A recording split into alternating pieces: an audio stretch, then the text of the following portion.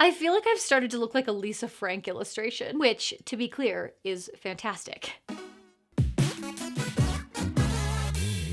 Hello friends, Ginny D here, and today we are going to talk world building in tabletop games, specifically D&D, but a lot of these tips will probably apply to other systems too. Whether you're homebrewing an entire world from scratch or just building on an existing one, world building is a huge undertaking. I mean, even the name sounds intimidating. Just build a world. Yeah, a whole world. It's fine. Just be a god. What's the problem? There are people who are like the Tolkiens of the world who just take to world building really naturally, but not everybody is like, hey, I'm gonna invent a speakable language or two. Some people need a little more guidance. So today we are gonna go over some common mistakes that DMs make in the world building process and talk about how to correct them. By fixing these problems, you can make your world easier to DM in and more fun for your players to explore. This turned out to be a big topic, so I'm gonna split it into two halves. We will tackle 5 mistakes this week and another 5 next week. So if you're not already subscribed, this is a great time to do that so you don't miss the other 50% of this information. Oh, by the way, pre-orders are now over for my D&D inspired pinup calendar, Natural 22, but don't panic, the calendar is still available. This just means that it is while supplies last, so it could sell out any time now, usually sometime in December. They're limited editions, so once they're gone, they are gone forever. This also means that digital items are now available, including digital calendars and the PDF version of my one-shot adventure for 5th edition, Barred Behind Bars. Get it all at ginnyd.com/calendar. I promise all 10 of these tips aren't going to be this basic, but I do feel like it has to be said, you should read the DM's guide. I don't mean to blow your mind here, but it actually has a lot of useful guidance for creating your world. If you're building out a settlement like a city or a village, the DMG has 6 full pages that walk you through determining everything from the settlement's size and atmosphere to government and currency. If you need some jumping off points or want to generate a few settlements quickly, there are rolling tables to lay out the basics. Fully a quarter of the book is dedicated to creating your world, and if you're skipping it as a baseline source of information, you are doing yourself a disservice. There's so much information available online that's either derivative of the information in the DMG or assumes that you already have that information as a foundation. I think the prevalence of easily digestible, bite-sized DM advice online makes it weirdly easy to sleep on the basics. If you haven't done it yet, or if you haven't done it in a while, I would highly recommend just taking some time to crack open your DMG and make sure that you're familiar with it. You don't have to follow it all, and I'm definitely not saying that you can't or shouldn't build on it with other resources. Like, 6 pages for settlements is great, but Nordgame's Spectacular Settlements book is going to give you a lot more information if you really want to dig deeper into that portion of world building. Think of the DMG as the foundation, and you can build on it however you choose. But if you start building without a foundation, you might run into problems later that could have easily been avoided. It's no secret that I am an organization nerd. I love a good spreadsheet, and I would marry Google Drive if it were legal in the state of Colorado. But no matter if you're the Evernote type or the paper journal type or something else entirely, you absolutely must have a system to log and organize your world building information. Without a system, you'll end up doing a lot more work for a lot less benefit. You'll prep something and then lose track of it and have to do it all over again. You'll do some great world building and then not be able to find it when you actually need it. Or you'll work something out, set it aside, forget about it, and then later end up contradicting yourself. It sucks a lot when a player asks you a question that you know you have an answer to, but just can't find. Different systems work for different people, so I'm not gonna tell you how to do it, but I will say it's better to just pick something and start with it than to avoid putting a system into place until you find the perfect one. You'll undoubtedly change your mind and learn what kinds of tools you need over time, and that is okay. Maybe you'll start off sketching out your ideas on paper and then realize that you want something more searchable, at which point you can make the transition to a digital option. But a transition like that will be way easier if all of your notes and ideas are already in one place. Speaking of systems, this feels like as good a time as any to introduce you to today's sponsor, a super flexible, customizable software for collecting and organizing all of your world building information. Psst! Do you play that dungeon game? Yeah, I'm a dungeon master. How did you know? All you weirdos look the same. Rude, but fair. I've heard that DMs often have some problems keeping track of settings and of NPCs, of histories and maps. I have an item, very rare, I could offer for sale. It's called World Anvil. No DM who has this thing can fail. Wait, really? What's World Anvil? Shh! Keep your voice down, foolish girl. This secret can't get out. Then everyone would ace their world building without a doubt.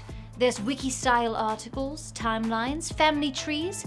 Your world will be so organized. Game prep will be a breeze. So it's a world-building software? Like to keep me organized? Oh no, it's so much more than that. You can run games in there.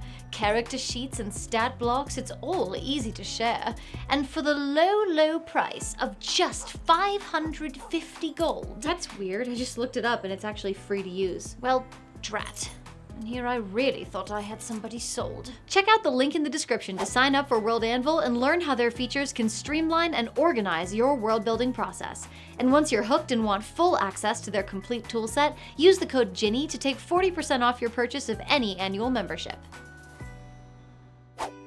Okay, I know that I just recommended the DM's guide, and it literally begins the creating a campaign section with the subhead Start Small, so it's more than a little presumptuous for me to name that exact thing as a mistake. And to be clear, you absolutely want to know about the specific area and specific events that your players are starting off with. You should definitely have a strong handle on their immediate surroundings before the game begins. But I think, especially for folks who are stepping outside of the core D&D world, the Start Small approach can sometimes leave you with a world that's lacking the deep, fundamental features that make it feel cohesive and real. Starting with the big picture can make the small picture come into focus more easily. For example, let's say that in your world, dragons are attracted to the scent of magic, and they feed on spellcasters to build their own power. This one large-scale world-building choice will trickle down in a million different day-to-day ways. For example, any magical institution needs to be heavily dragon-proofed. Magic users might not even be permitted to live in close proximity to metropolitan areas just due to the risk. Maybe spellcasters have developed charms or spells that will disguise the scent of magic. Casters who want to travel will need powerful escorts. That might mean tons of work for adventurers willing to work as bodyguards. Or it might mean that there are regular caravans that travel common routes with a huge armed guard. Perhaps you have arcane scouts who travel from town to town with a caged pseudo-dragon, sniffing for children who are starting to display inherent arcane power, so they can take those children away for training or extort their parents for protection. Maybe your big bad has allied with a dragon and is kidnapping spellcasters to feed it, slowly building its power. That's just a few minutes of spitballing, but imagine how much more interesting that starter town is going to be now that you have a ready source of work for your adventurers, baked-in conflict between groups, motivations that will inform all kinds of NPCs, and quest hooks for both small and large plots. Now when you create that starter city, you have so many potential starting points for it, and your world is going to feel truly complex and unique from the very first session. Maybe your players start in a heavily guarded refuge for spellcasters. Maybe they start in a city that was recently terrorized by a dragon hunting a powerful wizard. This can really help give your starting location some flavor that immediately hooks your players into the things that make your world special.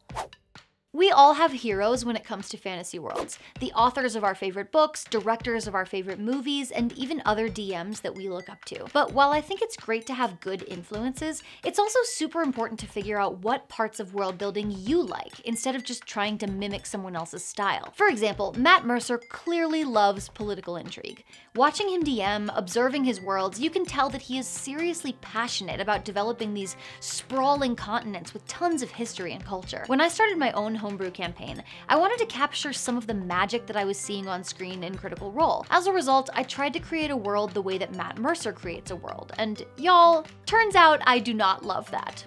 I do not even like that. I realize now that what I wanted to match was Critical Role's depth, commitment, and emotionality, not the actual flavor of the world. If I were to launch another homebrew campaign right now, I would pick something that I felt genuinely excited to create, like a Feywild setting with fairy courts, or a magic school setting, or something that echoes the feeling of old folklore. I'd pick something that I can envision in my head and feel excited about. Along those same lines, I would pick a scale that I feel more comfortable with. Remember, your world doesn't have to be a literal world. Your whole campaign could take place on one continent, in one kingdom, or even in one city. If you feel overwhelmed by the thought of inventing an entire world from scratch, then don't do that. You can always scale a small world up if that ends up feeling right. You're allowed to communicate with your players above table about the limits. You don't have to let them buy an airship and drop in on a continent that you've only barely named. It is totally okay to say, hey, this campaign is going to take place in this one area, especially if setting that boundary means that you can make that area really well developed and rich. World building takes a lot of time and energy, so the the least we can do for ourselves is make sure that we're building something that we enjoy on a scale that we can manage. You'll see a lot of DM advice in general that advises against over-planning. People will warn you about players derailing you, skipping over entire cities, and ignoring your key NPCs. They'll say don't plan too much, just be prepared to improvise. And I'm not trying to say that I don't understand how frustrating that is.